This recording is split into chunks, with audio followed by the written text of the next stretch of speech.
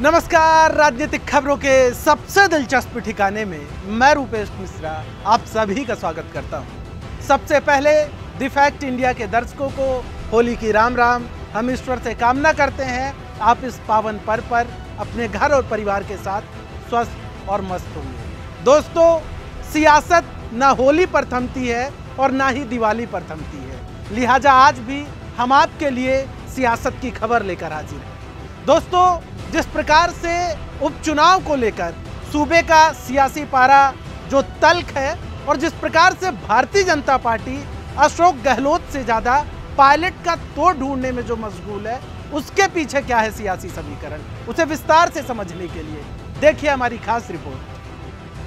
सूबे में उपचुनाव का सियासी रण सज चुका है। भाजपा और कांग्रेस दोनों ही दल सियासी बिसात लगभग बिछा चुके हैं। हर वो दांव और पेच चले जा रहे हैं जो सियासी रण में संभव है। दरअसल उपचुनाव का रण इसलिए भी बेहद अहम है क्योंकि यहां कांग्रेस सरकार की प्रतिष्ठा दांव पर है, तो वहीं भाजपा उपचुनाव फतह कर एक बड़ा सियासी संदेश देना चाहती है। लेकिन यह जीत की राह इतनी आसान नहीं है। शायद इसी का नतीजा है कि राजनीतिक दल जातीय समीकरण की गोटियां सेट करने में मशगूल हो गए हैं।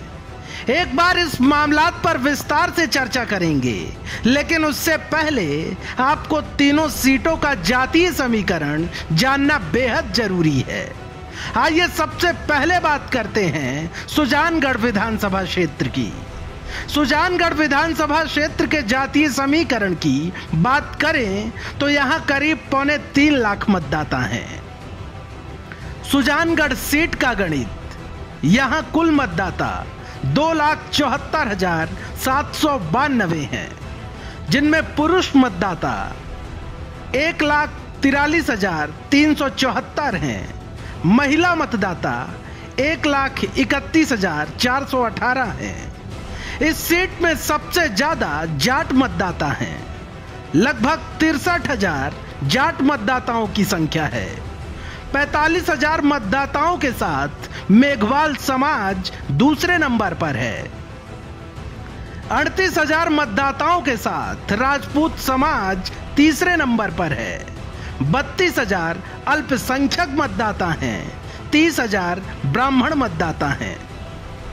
राजसमंद सीट का गणित, कुल मतदाता 2,21,610, जिनमें पुरुष मतदाता 1,12,718, महिला मतदाता 1,00,92, जिनमें अनुसूचित जाति के मतदाता हैं 37,604, कुमावत समाज के मतदाता हैं 30,839, जाट 22,053, अति पिछड़ा 15,761, गुर्जर 19,228, ब्राह्मण 18,862, जैन 16,472, राजपूत 16,470, मुस्लिम 14,531, तेली 7,382।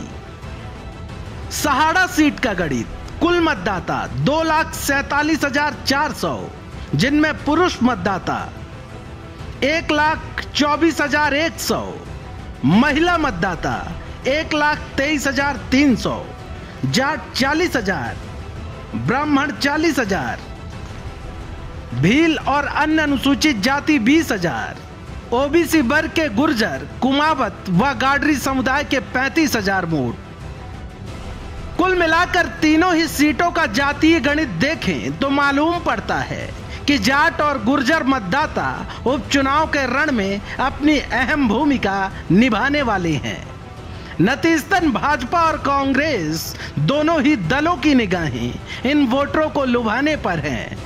इसलिए भाजपा को गहलोत सरकार से कहीं ज्यादा खतरा पायलट के सियासी आभा मंडल से है। लिहाजा भाजपा अभी से ही इन वोटों को हासिल करने की गणित बिठाने में जुट गई है।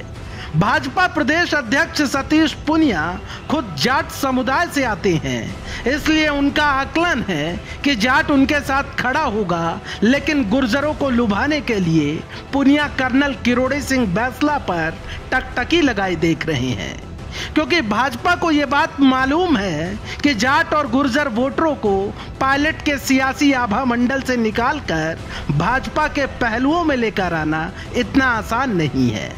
Bureau report, the fact India. तो देखिए, अब आपने हमारी खास रिपोर्ट की किस प्रकार से जो जातीय समीकरण है वो राजनीतिक दलों को अपने पक्ष में करने के लिए किस प्रकार से कवायद करनी पड़ती है।